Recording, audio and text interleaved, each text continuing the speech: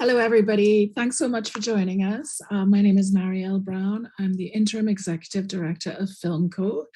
And I thought it would be really useful to have a little presentation on what are some of the things we need if you want to have FILMCO consider your work for distribution.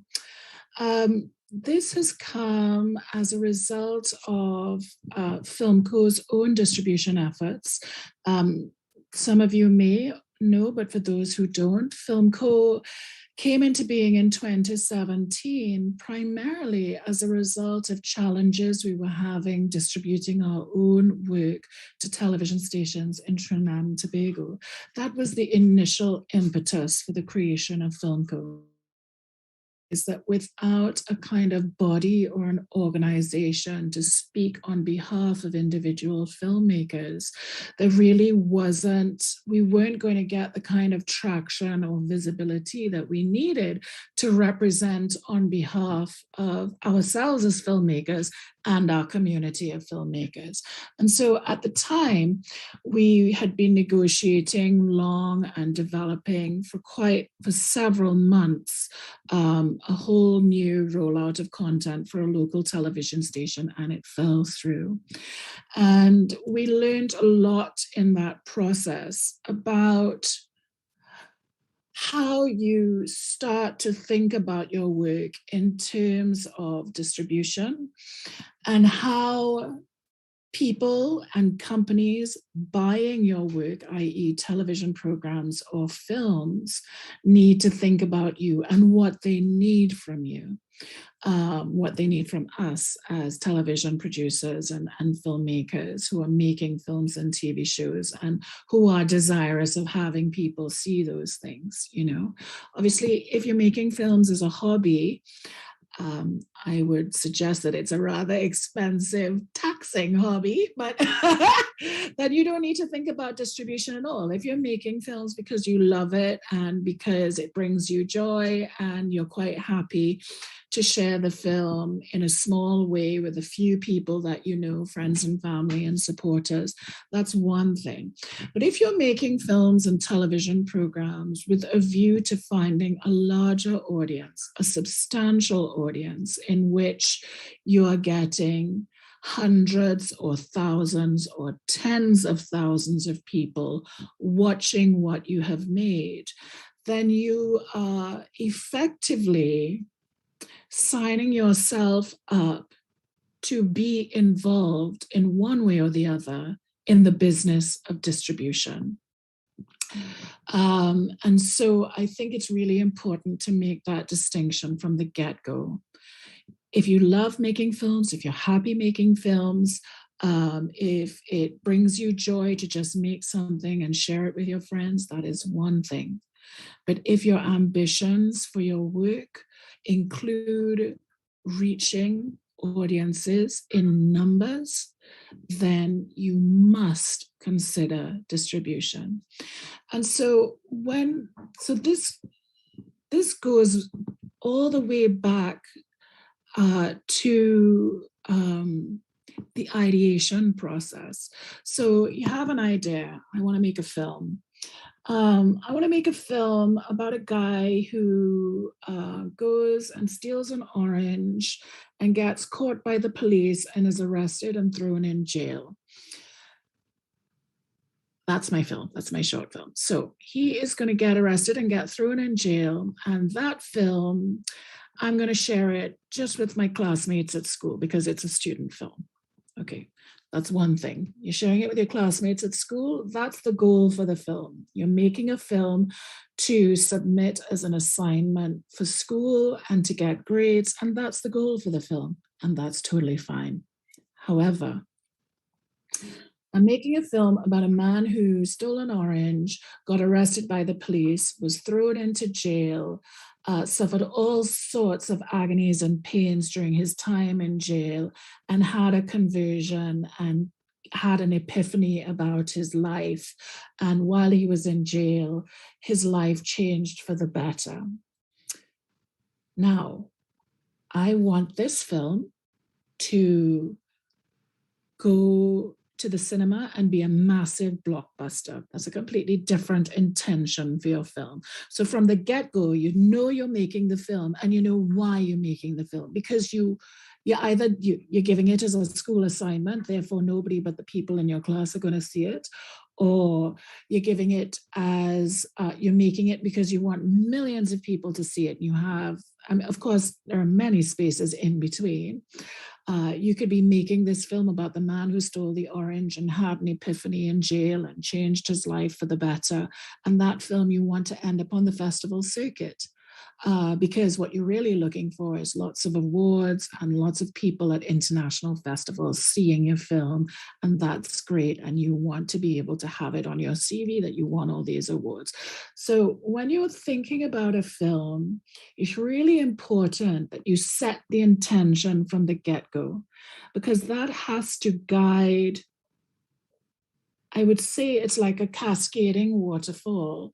The intention guides the rest of your decision making throughout the process of both making the film and then marketing and distributing the film, okay?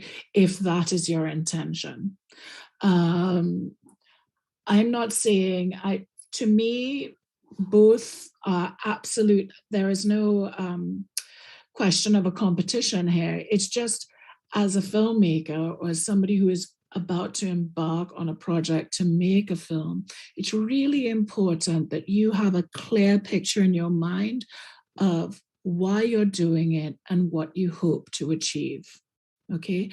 And I think that's something that maybe as filmmakers, we don't always do. We just think, hey, I'm going to make a film. And we haven't even started thinking at all until we're halfway into production, or at least, or the film is finished. Oh, crumbs, what do I need now? How am I going to get the film distributed? Whereas if you're at the top of the waterfall and you're thinking about the film that you're going to make, and you know what your intention for that film is, to raise awareness of the plight of women and girls in a particular country. How am I going to raise awareness? I will be doing grassroots screenings at a variety of venues across the country. Or how I'm going to raise awareness. I will plan a national television broadcast campaign, which will then move from country to country to country. You can already start to see how your intention is starting to dictate the way that you approach the film and the way that you approach the gathering of materials for the film. And why is this important?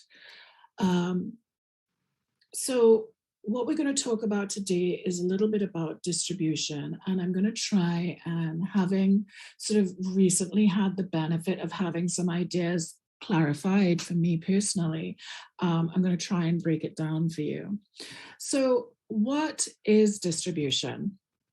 And I think this is why we have to consider the waterfall, okay? Because in its purest sense, distribution is an exercise in marketing to generate sales. It's a business with a goal of earning revenue for the business itself and for filmmakers, okay? So, and the way you earn revenue is you sell a film or a television series on to broadcasters, theaters, to broadcasters and theaters and other and online platforms, right?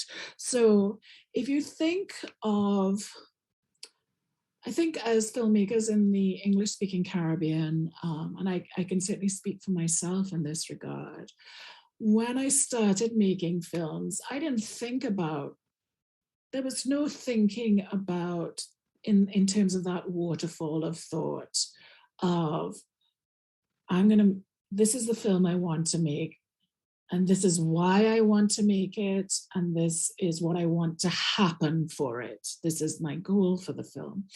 And I feel as though the older I have got, the more I've started to understand how hard it is to make a film, how much money is required to make a film well, how much time is required to make a film well and to raise the money you need to make it, the more I started to understand that these questions of what's the film you want to make, why are you doing it, and what are you hoping to achieve, they are germane to the process of ideating the film. And they're very, very important. They have to be up there very early on in your thought processes. Because if they're not, then you will find as you go into production and you start shooting and you finish the film, there will be always things that you are lagging behind with, that you don't have, that you didn't think of, that you need to have, because you didn't know what your intentions for the film were. Okay, so to go back to this slide, distribution is a business with a goal of earning revenue.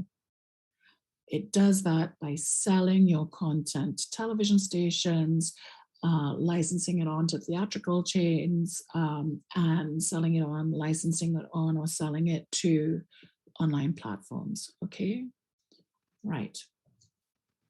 So I had the real joy of being able to attend a masterclass, a session yesterday through the film festival, which really helped to put into quite a formal structure many of the things that we need to be thinking out about from very early on in the development process of a film. Okay, of course, I will preface the next slide by saying that these things are, well, you can build on these things throughout the process and once the film is finished, but you must never forget these things. And you must also be absolutely clear that these things are essential if your goal for the film is to reach audiences, earn revenue, ensure distribution, ensure broadcast sales, ensure theatrical release. These things are absolutely essential. And it's something that we have learned doing this whole distribution project that FILMCO has been doing for the last 3 or 4 years. What we have learned is that filmmakers that haven't thought about these things, haven't prepared these things, are far less likely to succeed in terms of earning revenue for their films at the distribution stage. Okay. All right, so I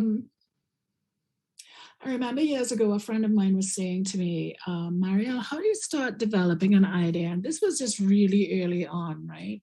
I think I was making my television show Sankosh at the time, and he wanted to actually see, because he was thinking of developing an idea. And so I kind of showed him, I didn't know what it was I was doing. I had no idea what I was doing at the time. I was very early on in my career in television. So I had literally no clue what I was doing, but I knew that I had to write everything down and come up with a formula. And so when I showed him what, in fact, it turns out was a Bible for my series, which I didn't know I was doing, before I even shot a single frame, I knew what all the episodes of that season were going to be. I knew who I was going to be approaching to be in the episodes. I knew what recipes I wanted. I knew what each episode wanted to feel like, what it wanted to look like, how it wanted to make people feel, how I wanted the audience to engage with the programs, and ultimately why I was doing this cooking show. And I honestly, I really had no idea of what I was doing, but I realized when it came to fundraising that all of this knowledge, all of this thinking that I had done about my project before shooting a frame had stood me in such good stead at the fundraising stage, because I knew what I was making. I knew how much it would cost. I knew how much I needed to raise. And I knew what I was selling to sponsors to try and raise money for the series. So, because you have to remember, and I'll sort of harp on this a bit, making television shows and making films, it's expensive. Very expensive. It involves the time and participation of many collaborators. You can't do it by yourself, not really, who need to be paid. And it requires hours and days and months and sometimes years of your life. So if you can be as organized as possible in your thinking and as prepared as possible, it will really stand you in very good stead for your career and for the development and success, the potential success of any project on which you're embarking. All right, so in this slide, I've put together, based on my own knowledge, and also from FILMCO, but also I have to say with the inspiration of this session I did yesterday, marketing materials to improve your film's chance of success. Okay, so I think I think many of us who are just starting out or who are making our own films really understand what it means to really not have the money to do something. And so what tends to happen is, as you go through the development of your project and you have your dream budget, and then your budget starts to get whittled down because you realize you're never going to raise the money for your dream budget. So you whittle down and whittle down and whittle down, and what always gets cut is marketing. But I don't think we ever really consider what marketing is. Marketing is if the intention and goal for your film is to reach an audience, generate revenue and sales towards broadcast or theatrical release or online release, marketing stands next to your film, like almost side by side. The film is one thing. The film is the human body naked. The marketing is the clothing with which you will go out into the world. And if you dress really nicely, you'll get a lot of attention. If you don't dress nicely, you maybe might not be getting the kind of attention that you need. But if you make the effort and you're going to something specific and you put on the nice clothes and you have prepared your hair and you've done, it is what will bring you visibility, okay? So if you have your film and your intention is to put it out in the world for an audience, the marketing has to be the clothing in which you wrap your film. All right, so let's go back to this waterfall, the waterfall of ideation, the waterfall of setting the intention. Ideation, I know the title of my film. Of course, some of us, if you work in documentary, you may not know the title of your film from the get-go, but you'll always, as a filmmaker or as a television producer, you'll be thinking, what's the title of this series going to be? What's the title of this film going to be? Because inherently, you know that the title of the film is how you announce the film to the world, right? So if you don't have a strong title, then it's a bit wishy-washy, so you're constantly thinking, what's my title? What's my title? And for me personally, coming up with a title can take me a long time. I can dither around, I can have all these working titles, but then as I start to talk about the film that I'm thinking of making or the TV series that I'm thinking of making, my title starts to coalesce. I start to get a clear idea of what my title is going to be. So of course you have your title. And I think we have to remember that the title of your film is one of the key things that's going to be used to market your film, the title, right? I think of some of the titles that I just heard the title of the film and I wanted to see it. Being John Malkovich was one of those things. The Eternal Sunshine, I can't remember the full title of the film, which sounds silly, but that was another one of the films. There were Little Miss Sunshine, another one of the films. Films that I heard the title and I wanted to see it. It was immediate. It just sounded interesting and compelling. So there you go. There's one marketing goal achieved, a strong title, which already brings interest. Okay. So because I'm going through a process myself at the moment of developing a television series, I can tell you that the next few things are really hard to get right. The tagline, the log line, and your short synopsis, okay? So we have been developing a log line which encapsulates in 1 or 2 sentences, absolutely maximum, what our series is about without giving away the whole plot, hook, line, and sinker. And the tagline is an even shorter version of that, which will stick on your poster.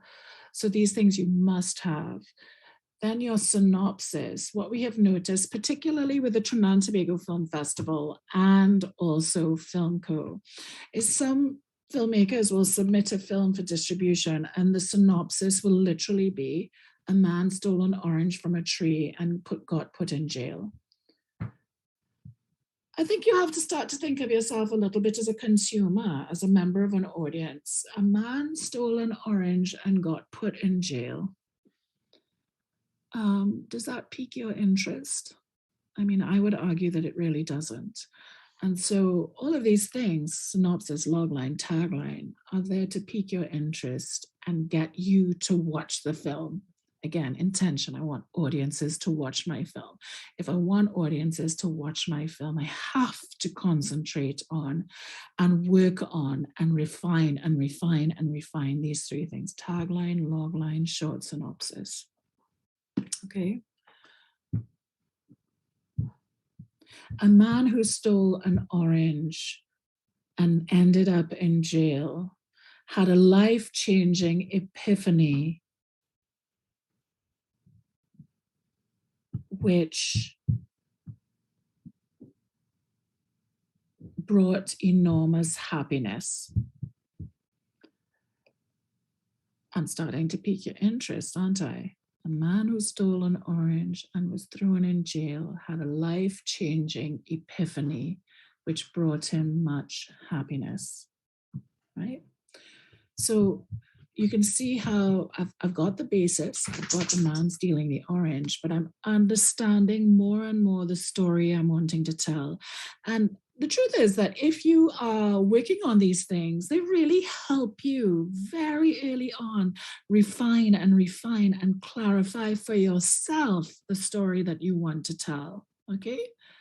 Then, of course, you're going to develop a good, strong poster image. You're going to make sure you have production stills. And I just want to point out that production stills are photographs which help explain aspects of your story. Production stills are not behind the scenes photos. Behind the scene photos are photos that have actors and cast and crew doing their jobs. Those are really fun, I would say, for building your social media strategy and for when somebody wants to write a feature on you. But they're not what are going to sell your film. What will sell your film are really strong production stills, photos of your characters and cast in action, illustrating as aspect of the story of your film, okay? All too often, with both the Film Festival and FILMCO, we receive behind the scenes photos from filmmakers who think what they are sending are production stills. They are not. We cannot use behind the scenes photos when we promote your work. If you think about what Netflix shows, do they show behind the scenes photos? Absolutely not. Maybe in the documentary, the making of your film, it'd be great to have some behind the scenes photos, it'd be great to have some clips of you working behind the scenes, but those things will not end up in your final film or your final television series. And so therefore, it's really important that you have a clear understanding that production stills are required, because they will be the things that represent your film for the rest of its existence. And the life of a film is very long. Okay. So if you do not have good production stills, you are immediately stymieing attempts to market your film successfully and attempts to distribute your film successfully. The films you want to see are the films that catch our attention because they look good. And more, as we rely on social media and as we move to online platforms, you have to recognize and see yourself in this context as a filmmaker. The films that you click on Netflix have really strong production stills. You're not seeing any of the crew behind the scenes in those pictures. You're clicking on the pictures that look great. You might be clicking on the pictures that have the star in that you like, so there's a named actor in there. But you're also, the great thing I find about Netflix and Amazon Prime is there's this wonderful ability to discover things that you never, filmmakers or films or stories from parts of the world that you never even imagined you'd see. But what's making you click on that film is the strength of the title, the strength of the graphics, and the strength of the production still. It is absolutely germane to your success in marketing. Screenshots of a film that has been made and screen grabs are not production stills. A director of photography in a film is using a particular moment as part of a wider language because he knows you're going to see the whole film. He's not trying to tell the whole story in a frame, but a photographer is constructing production stills with the idea that they are presenting information to people who know nothing about the film. And so they present the information in a fundamentally different way. And they look at the composition of the images in a fundamentally different way. A well-composed production still is vastly superior to a screenshot, unless you're lucky enough to have the best composed screenshot. Okay, I know that it's really expensive, and for many people, it can be daunting, the idea of hiring a photographer. But I would suggest that if you're serious about getting your film out into the world and watched by audiences, that you are damaging your film or television series chance of success if you do not have proper production stills. So if it is that important to you that you succeed with this film, you must get a photographer on. At least, go through your shooting days, go through your schedule, figure out, okay, this is when really exciting action is going to happen. And because this is when the great action is going to happen, or this is when I'm shooting the most important interviews, or this is when I'm going to be in the best locations that illustrate the story that I want to tell, and hire the photographer for 1 or 2 days.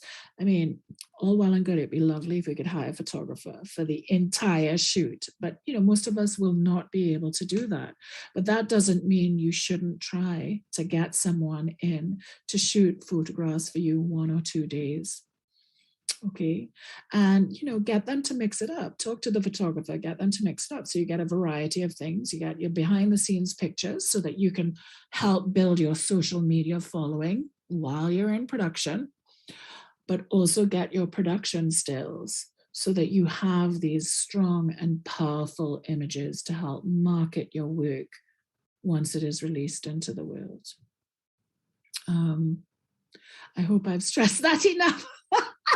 I don't know if it's, I know it sounds crazy, but production stills and your trailer are two of the most important things that you will put together once you've made a film. And if you haven't thought, I mean, even programming the film festival, the first thing that we do when we receive film stills from filmmakers is we go through to look at the best ones, because the best ones and the strongest ones are what we will build our marketing for the festival on. So already at the festival level, you're building visibility around your film because you've got great photos and those photos look fantastic. And the festival wants to use those photos to be associated with your film and the festival because they're fantastic. You really have to think about these things in terms of what they are there for and what you are trying to achieve. Okay. So the other thing we've realized with FILMCO is that if you do not have a trailer, it's another problem. The more we work in social media, and of course, social media has come to define for so many people the way we get information about what's going on, whether it's a movie, whether it's the news, whether it's your friend who just got married. It has become the place that we go for sharing and for receiving and taking in this information. And through social media, we know that videos perform better than stills in most cases. So already I can tell you that if you give us a trailer to market your film or television show that is coming out on one of our platforms, it will perform better on social media than if you give us a still. Plain and simple. Plain and simple. All right, so that's just one simple level. But again, if I go back to this slide, distribution is an exercise in marketing to generate sales. I would say I can totally understand youthful idealism about, you know, changing the world. I totally get that, and distribution can hopefully has potential to benefit people. If you're making a social issue documentary, it can change attitudes, it can change mindsets, but it's not going to change attitudes or mindsets if it's not seen by tens of thousands or millions of people. Okay, and it's not going to get to the tens or thousands or millions of people if you have not considered the marketing. I'm turning off my mic for a second.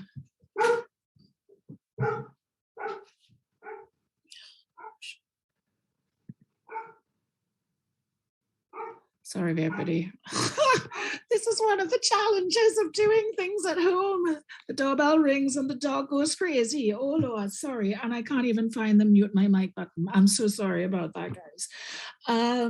Okay, so I'm hoping this is helpful. Anyway, so please, we're actually marching on with time here, but I would like you to please make a note of this. And anybody, I mean, I wish there was something that I could do to implant this knowledge in the brains of filmmakers, because they don't, you know, it's funny how we kind of set ourselves apart. We don't see ourselves as part of wider trends in the world. If we did, we would, because we recognize that we click like on the photos that look good on Facebook or Instagram. We click like on the photos that look good. If the photo doesn't look good, scroll, scroll, scroll. You've gone away with it, gone.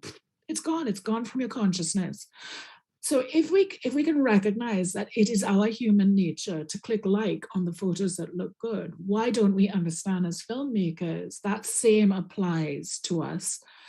We click like on the videos that look good and the production stills that look good. If you give us a bad production still, it becomes invisible in the social media world. In Instagram, you just scroll past it. Invisible. It said nothing to you. It's not lodged on your consciousness. And that is just a microcosm of the challenges that you will face trying to put your film out into the world. Okay. Again, the trailer is essential. Video views are massively important. It helps to build buzz for your film. It helps people market your film. And then, of course, for your social media, it's great to have little clips behind the scenes. You know, we're all filmmakers, we're making these things anyway. So let's just get a little phone, a little, you know, another camera.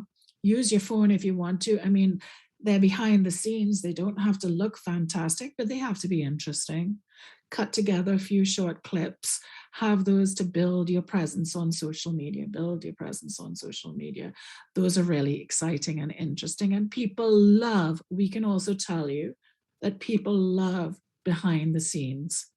People love to see how things are made, especially films, because we have to remember that to most people, films are inherently quite exciting things. Like, it's like magic, it's a mystery. How did you do this? And so there's always a curiosity about the process. So I would say behind the scenes videos are super interesting and important and can help build your visibility on social media. And then, of course, your director's statement. Why are you making this film? Why does it matter to you? Why should I, as an audience member, care about this thing that matters to you? Again, I find this question really hard to answer as a filmmaker myself.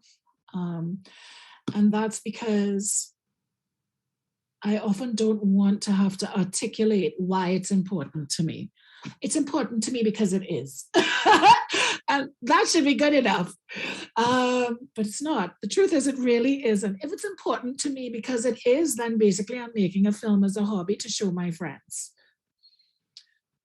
If it's important to me because I think it will illustrate or demonstrate aspects of the human condition to which we can all relate and shine a light on a particular experience or particular problem or a moment in our history that we need to learn more from and pay more attention to, then you see I'm starting to consider who the audience is and why I'm making this, because I'm making this for myself, but I'm also making this for them. Okay. I'm going to leave this, but I hope everybody has got this information. And I am just going to show you a few documents that we need to, we get filmmakers to prepare to be able to get distribution with FILMCO. I want to share these with you because I think many of us don't realize, we don't realize how rigorous the administration of films is. And we just think, oh, I want to be creative. I want to make a film. I myself, I just want to make a film. I don't want to have to deal with the distribution. But because so many of us are dealing, you know, don't have access to sales agents, don't have access to a whole bunch of advisors who are going to do these things for us, we have to become sort of guerrilla filmmakers and do these things ourselves. And again, if your intention is to reach audiences, you can't just pretend that this will happen without preparation. Okay, so I am going to come out of this presentation and I will share with you our most pesky and difficult form. So this is one of the essential things that you're going to have to fill in if you want FILMCO to distribute your work. And it is also, I think, something that you have to present if you're getting a sales agent, if you're going to any other distributors.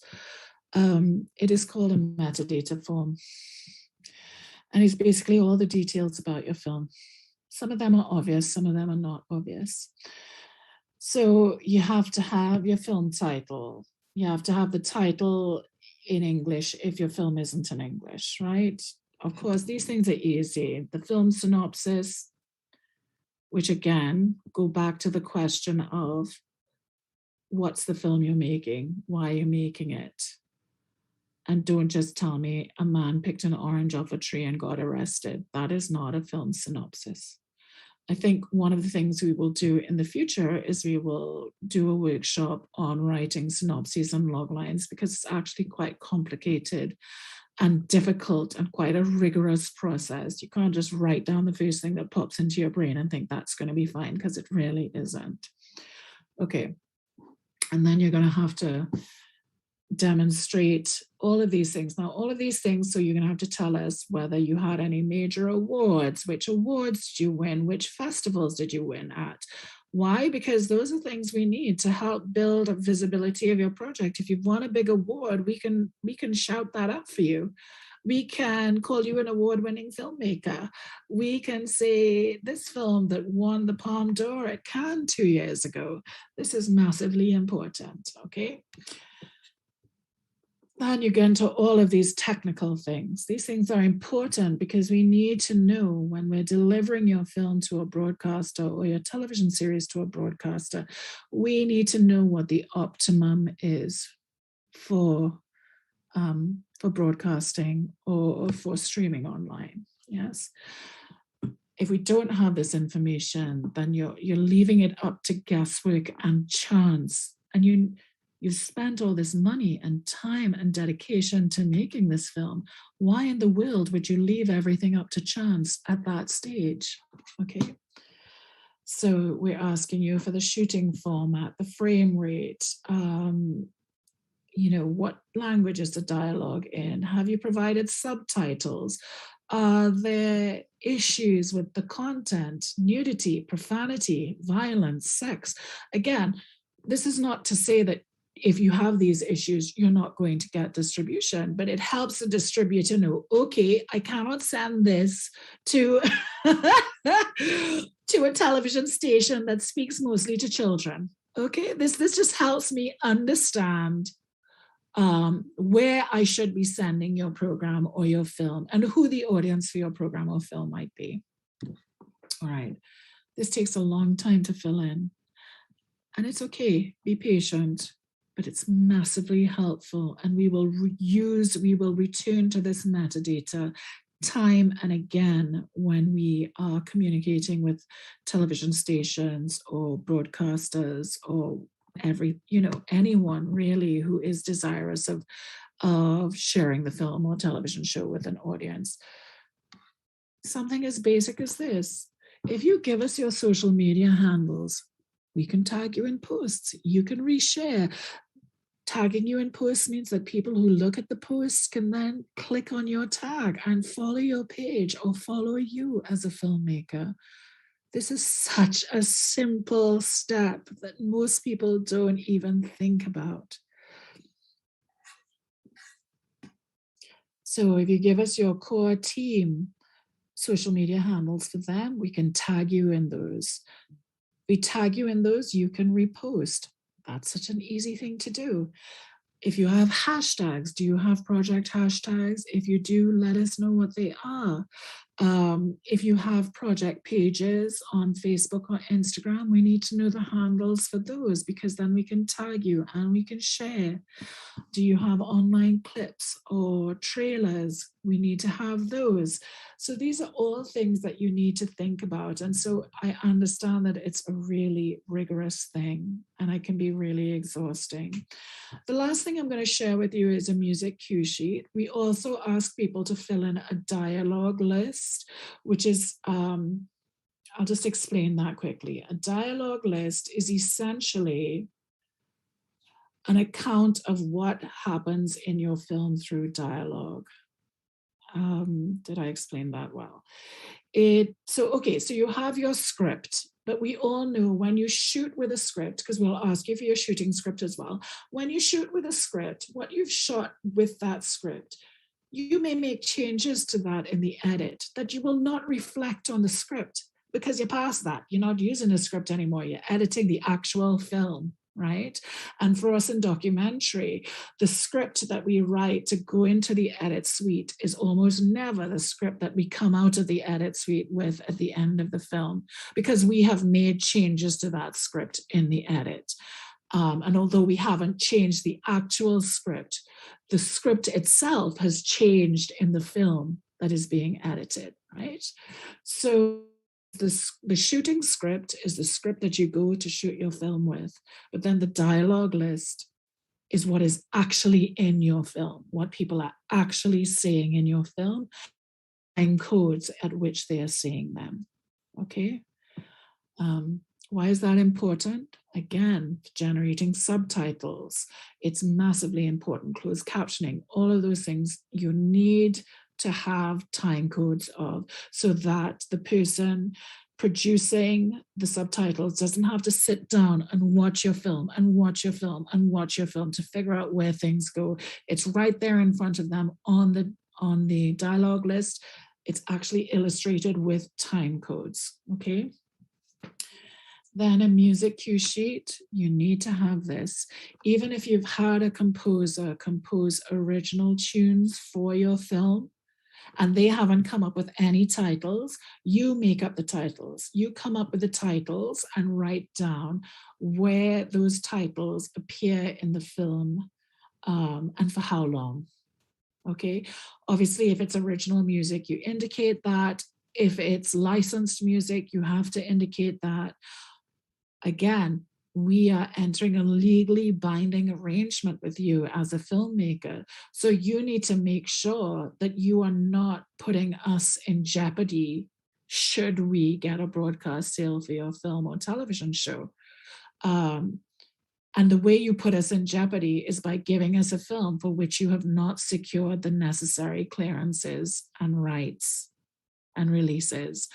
And I know during the course of this festival, we have had loads of, we've had a couple, not loads, but we've had a session on music clearances in film. We've had a session on copyright, again, because it's so important. I know that this is potentially a sort of perfunctory way to end, but I'm really hoping that what I've done is kind of helped you start understanding why you go to distribution and what the fundamental role, what is the fundamental goal that distributors are trying to achieve. They're trying to get your film in front of audiences to make money. And so as long as you understand that, and you understand that marketing is germane to revenue earning. You buy the lotion that just came out that has the nice label. We all do it. You buy the book that has the nicer cover. Yeah.